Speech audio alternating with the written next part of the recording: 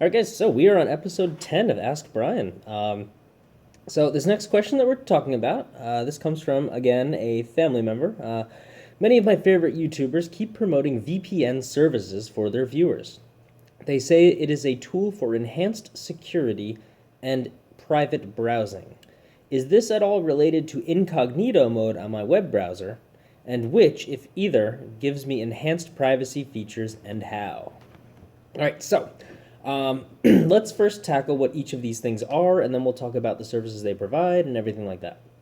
So, a VPN service, the main idea of it is an encrypted web communication channel where you are tunneling, kind of like you're doing a private pipeline to another device somewhere connected through the internet. And all of your web browsing activity or all of your internet-based communications go through this tunnel to this server or the computer on the other end, and that computer does the other requests to the internet. Is it a tool for enhanced security and private browsing? Yes, we could argue that. But we're going to go into the specifics in a bit. The other item that you asked about was incognito mode on my web browser. So that is a feature on Google Chrome. Firefox, I think it's called privacy browsing or private browsing or something like that. And I think Internet Explorer also has one. When you're using these types of modes, you don't really have an anonymous attribution or anything or any equalities like that. More of what's happening is it doesn't get recorded into your web browsing history onto your computer.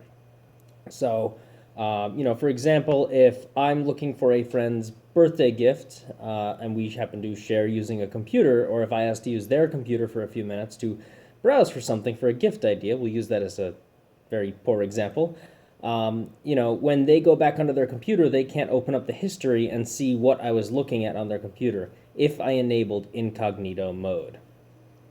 So the differences between them. In incognito mode, you're trying to prevent or restrict information from being stored on your specific computer. What you're saying is I'm going to be doing something that I don't want to show up on my history. Again, birthday gift I think is the best example I can give on here, in case somebody else looks at your laptop. All right.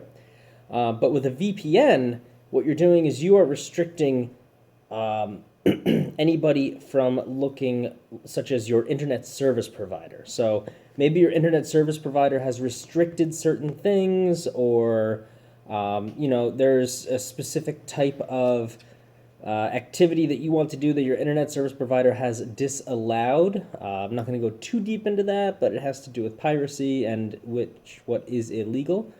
Some people use VPNs to get by that. Others just don't want their VPN to know what they are doing while connected to the internet. And I think that's a perfectly reasonable thing to expect, especially in a day and age where many, many companies are taking user data and selling it to advertisers. So you may not want your internet service provider to be gathering data that you're looking up a certain site, and you don't want them to store that information about you. So all reasonable requests in the technology world, especially when we've seen that some data usage can be abused. So anyway, are they related? Well, they're somewhat related. They both value a degree of anonymity or privacy to some extent, but they are very far apart in terms of their function. Could you use both of them at the same time? Yes, and you actually probably should do that if you have a vested interest in keeping your activities private. If you have a VPN enabled, your history will still be registered in your web browser. But if you have incognito mode also enabled, that information will be less likely to be attached to you. One thing about VPNs, though, is you need to make sure that you trust the company.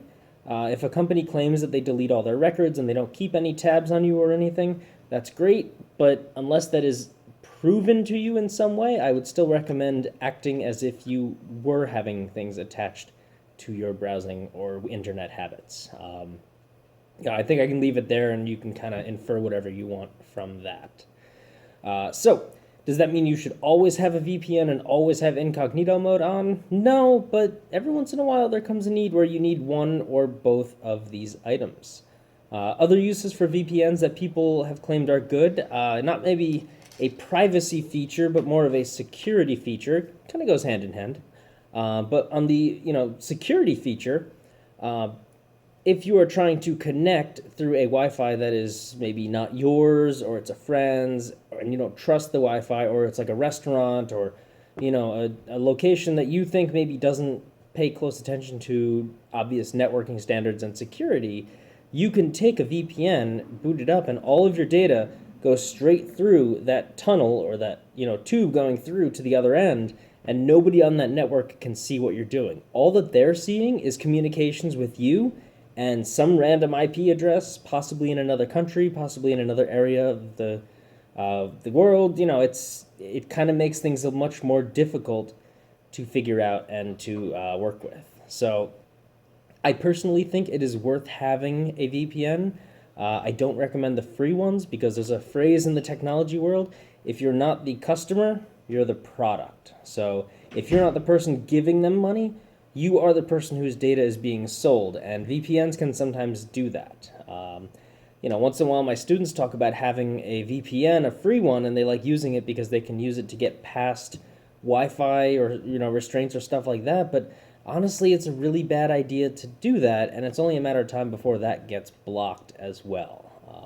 It also will most likely be violating the user policy, and people will find out if they have a vested interest of keeping you off of that. So, it's probably something that you don't want to have to answer to, especially if it's specifically outlined in your, agreements or terms of service or code of conduct or whatever else you want to call it. You need to make sure that you're staying within those restraints. If you're not, that could end very poorly for you in terms of disciplinary action or even legal action. So just be careful about that stuff. But again, I think some VPNs are I think VPNs are worth it some of the time if you think that you need that. If you travel a lot, you stay at a hotel and you use their Wi-Fi, I would certainly hope that you have a VPN established on any device that's connecting to that Wi-Fi, because you really cannot trust that the hotel has your interests in mind in terms of security. And it's also very hard to prove that it was their fault in any way, that anything happened as a result of you doing so. So I hope that kind of explains things. Incognito mode, just to summarize, stops your web history from being recorded. Possibly Google and other search engines may, or Google mostly, may opt to not analyze that, but again, we're not sure. And a VPN tunnels you to another place so that nobody can watch what you are doing through there, be it your internet service provider or anything else that anybody else on your network who maybe want to monitor what you are doing. So hopefully that clarified everything, and thanks for watching, and thanks for asking an awesome question. Leave some in the comments if you feel you have something you need me to answer.